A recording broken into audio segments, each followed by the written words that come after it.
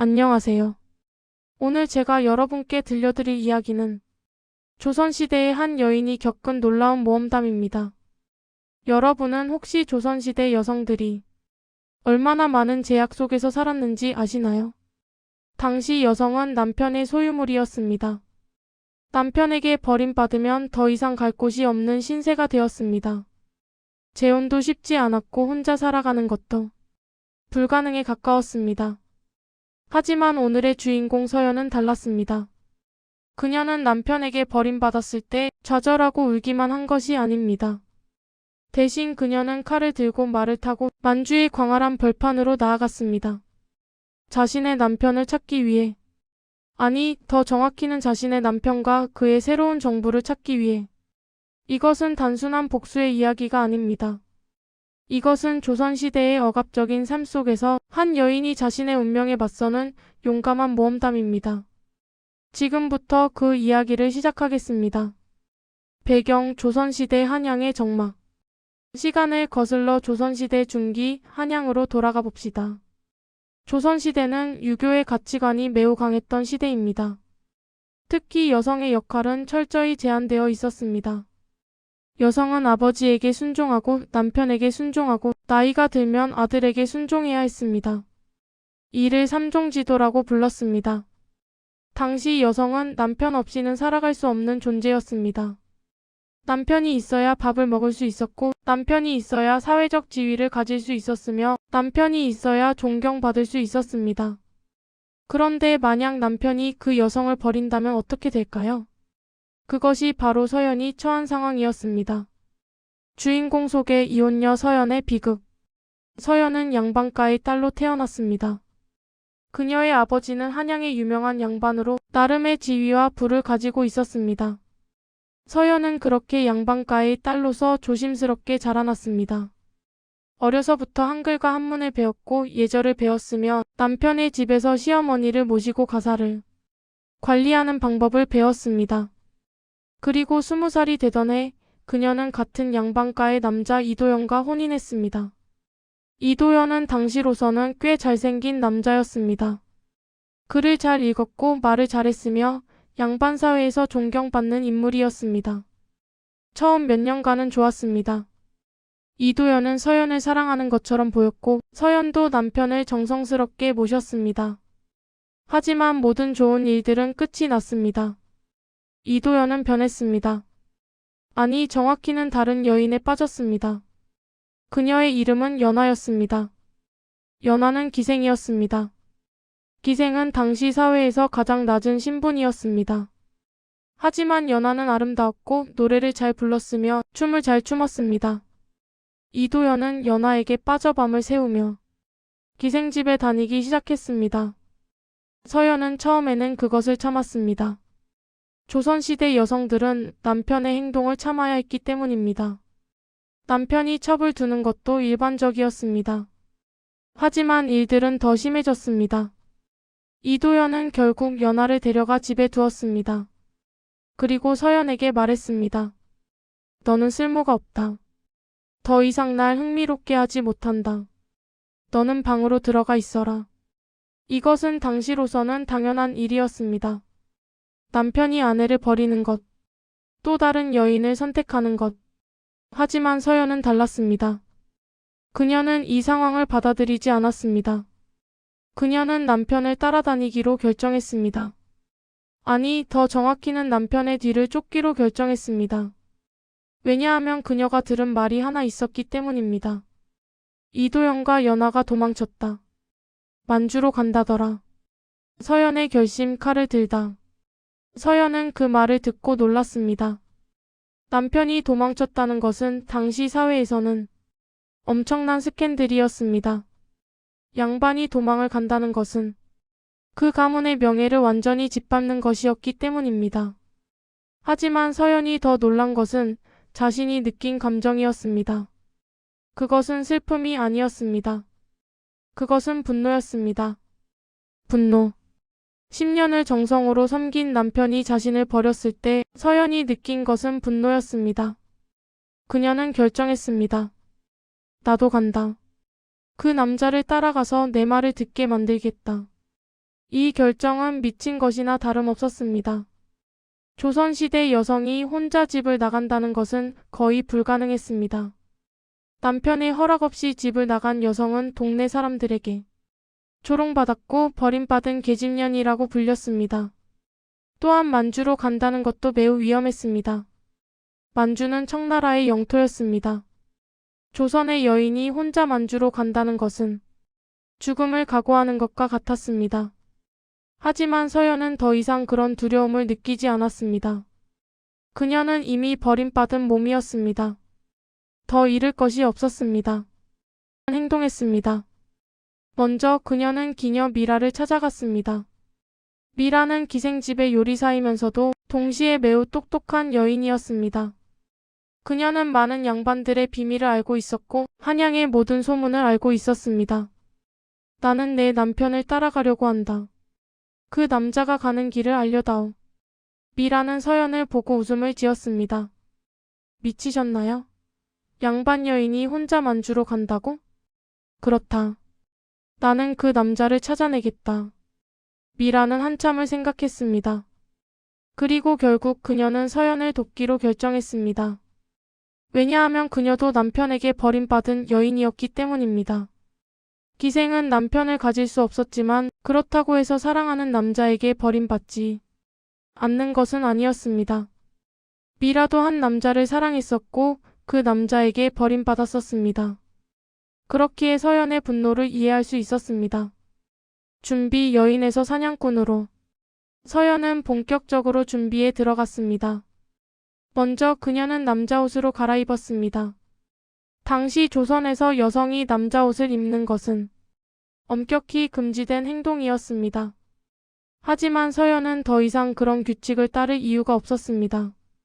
머리를 짧게 자르고 유연한 몸을 옷으로 감싼 후 그녀는 서연이 아닌 청년서로 변신했습니다. 다음으로 그녀는 칼을 배웠습니다. 미라의 도움을 받아 서연은 한양의 한 무술가를 찾아갔습니다. 그 무술가의 이름은 전승호였습니다. 전승호는 처음에 여인이 칼을 배우려 한다는 것에 웃음을 지었습니다.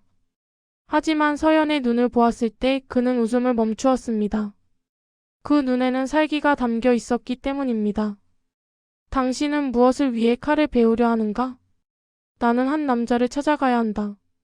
그리고 그 남자를 찾아갔을 때 나는 강해야 한다. 전승호는 고개를 끄덕였습니다. 좋다. 나는 너를 가르치겠다. 그렇게 서연은 칼을 배우기 시작했습니다. 하루에 몇 시간씩 몸이 부러질 것 같은 고통 속에서. 하지만 서연은 멈추지 않았습니다. 3개월이 지났을 때 서연은 기본적인 칼 사용법을 습득했습니다. 6개월이 지났을 때 그녀는 제법 칼을 다룰 수 있는 수준이 되었습니다. 그 과정에서 전승호는 서연을 도왔습니다.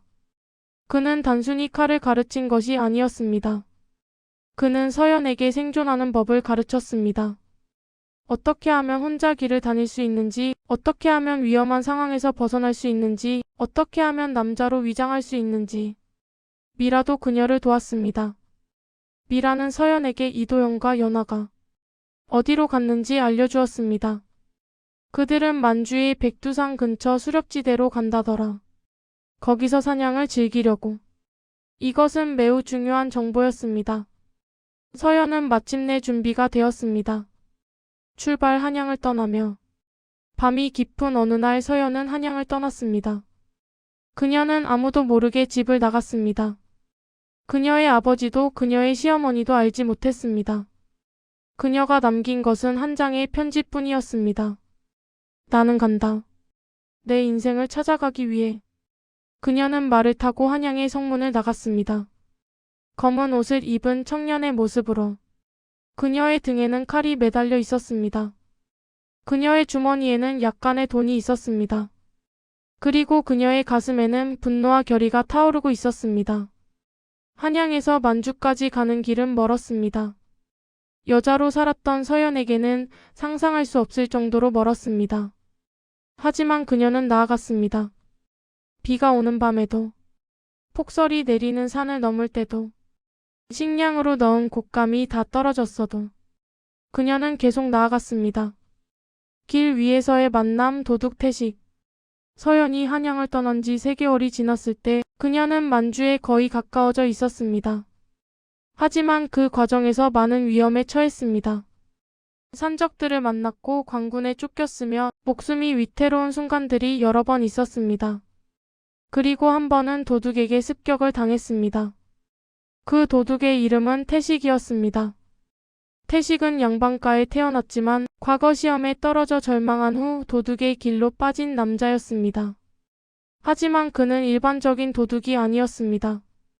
그는 양반들의 재산을 빼앗았고 그것을 가난한 백성들에게 나누어 주었습니다. 마치 영웅처럼. 태식은 서연을 습격했을 때 그녀가 여인임을 알아차렸습니다. 그녀가 칼을 휘두르는 방식, 그녀의 눈빛, 그녀의 움직임에서 여성만이 가질 수 있는 특별한 우아함이 있었기 때문입니다. 싸움이 끝났을 때 서연은 태식을 누르고 있었습니다. 칼은 그의 목에 대어져 있었습니다. 하지만 서연은 칼을 내리지 않았습니다. 대신 그녀는 물었습니다. 넌 누구냐?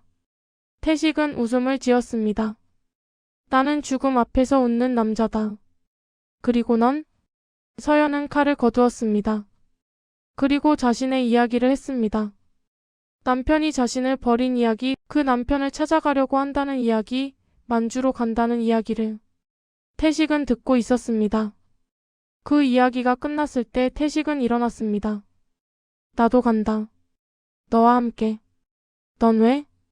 왜냐하면 너처럼 분노하는 사람은 드물기 때문이다. 그리고 넌 혼자서는 될 수 없을 것 같기 때문이다.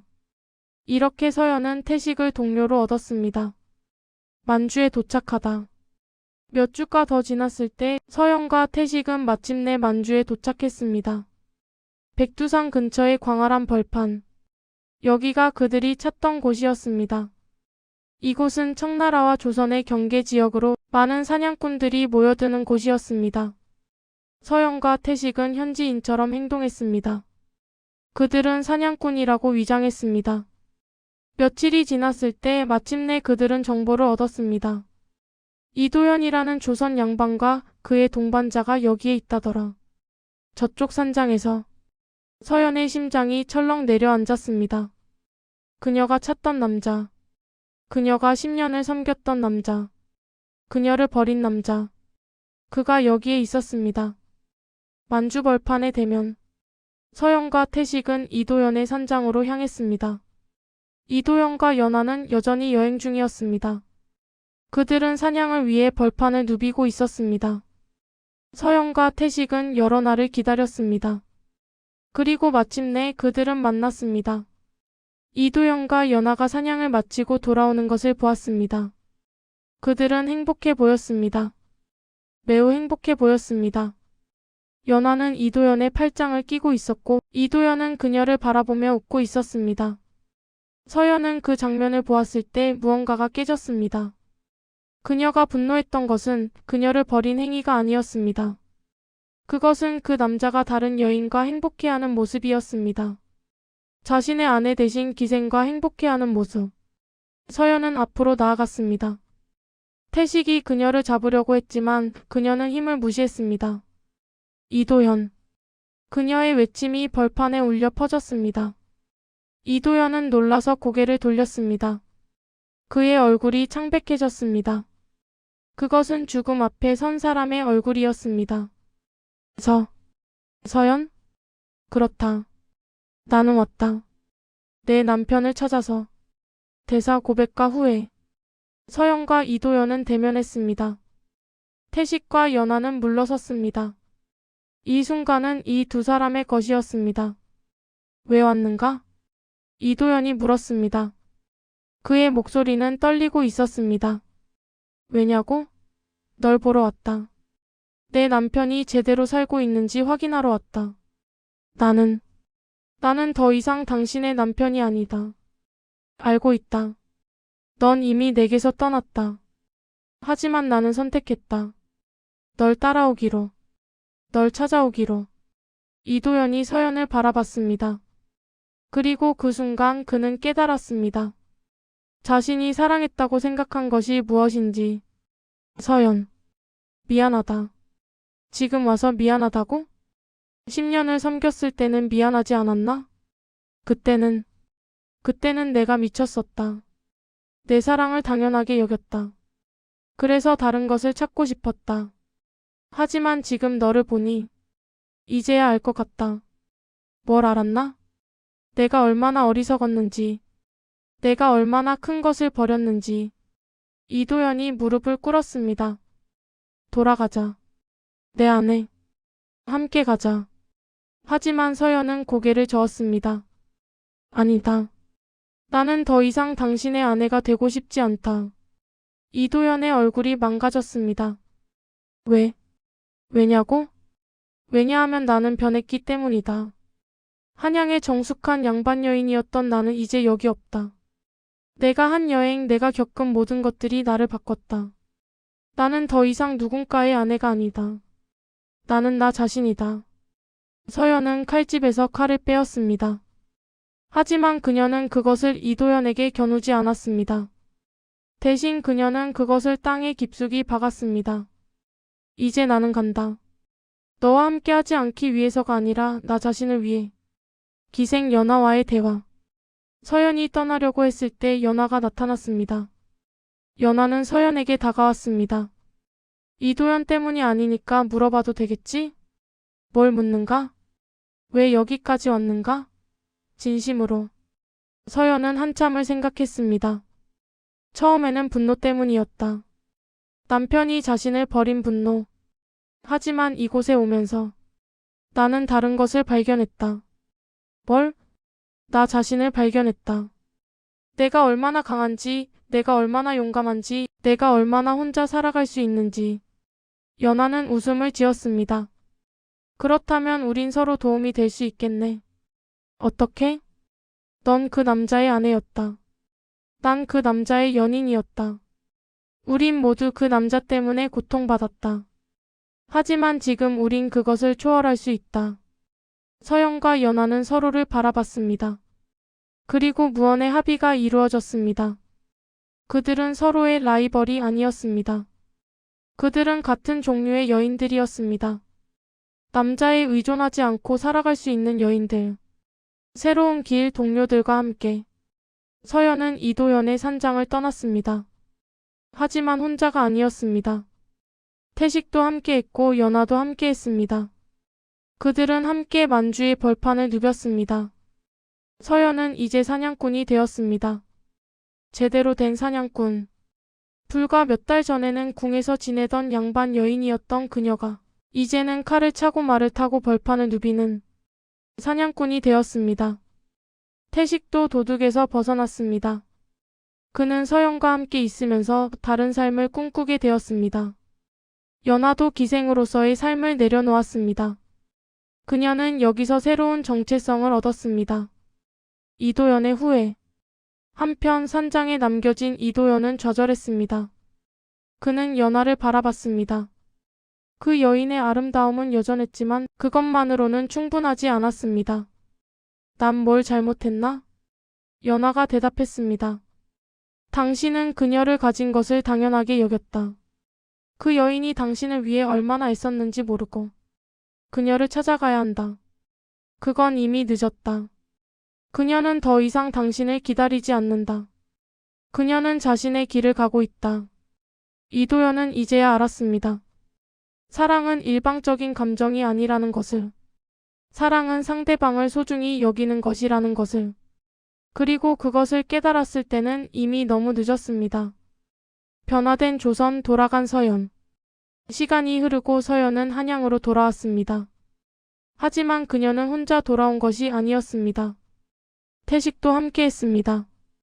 태식은 도둑이 아닌 진정한 의인으로서의 삶을 살기로 결심했기 때문입니다.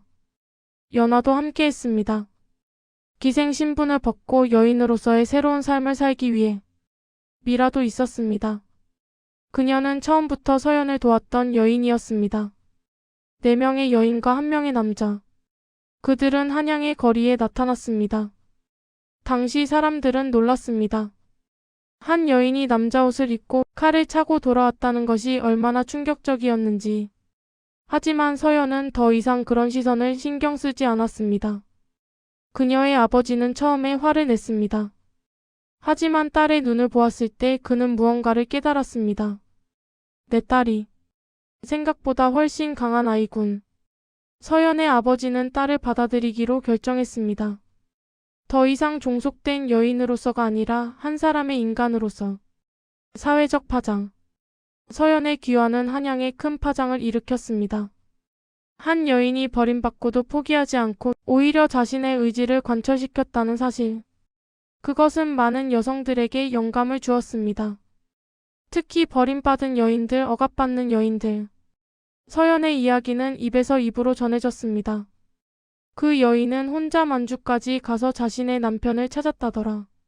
그 여인은 칼을 들 줄 안다더라. 그 여인은 자신의 삶을 살겠다고 선언했다더라. 이것은 당시 조선 사회에서는 매우 파격적인 이야기였습니다. 당시 양반들은 이 이야기를 두고 논쟁했습니다. 저것이 맞는 행동인가? 여인이 남편을 따라가고 칼을 들고 만주 벌판을 누비는 것이? 하지만 그 여인은 결국 자신의 의지를 관철시켰다. 그리고 그것으로 인해 한양이 어떻게 되었는가? 아무도 죽지 않았다. 대신 많은 것이 변했다. 서연의 새로운 삶. 서연은 다시 남편을 찾지 않았습니다. 대신 그녀는 새로운 길을 걸었습니다. 그녀는 양반 여인들의 교사가 되었습니다. 칼을 들고 말을 타는 법을 가르쳤습니다. 자기 방어술을 가르쳤습니다. 가장 중요한 것으로 자신의 삶을 살아가는 법을 가르쳤습니다. 태식은 도둑의 길을 완전히 버렸습니다. 대신 그는 가난한 백성들을 도왔습니다. 서연의 도움과 지원을 받으면서 연하는 기생집으로 돌아가지 않았습니다. 대신 그녀는 미라와 함께 여인들의 쉼터를 만들었습니다. 버림받은 여인들, 학대받는 여인들이 올 수 있는 곳. 수십 년 후 늙어진 서연이 한 어린 여인에게 말했습니다. 너는 지금 남편에게 버림받았다고 생각하니? 네. 저는 이제 아무것도 아닙니다. 아니다. 넌 지금 모든 것이 될 수 있다. 왜냐하면 넌 더 이상 누군가에 의존할 필요가 없기 때문이다. 그것이 자유라는 건가요? 그렇다. 진정한 자유다. 서연은 그 여인에게 칼을 건넸습니다. 이제 넌 이것을 배워야 한다. 자신을 지키는 법. 그리고 더 중요한 것, 자신을 사랑하는 법. 우리가 이 이야기를 통해 배워야 할 것은 무엇일까요? 첫째, 버림받음은 끝이 아니라 시작이라는 것. 둘째, 자신의 분노는 약점이 아니라 힘이 될 수 있다는 것. 셋째, 자유는 누군가로부터 주어지는 것이 아니라 자신이 쟁취하는 것이라는 것.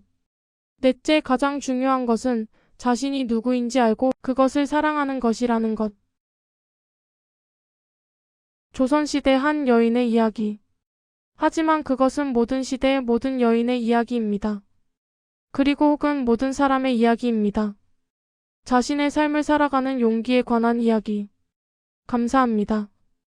구독과 좋아요 부탁합니다.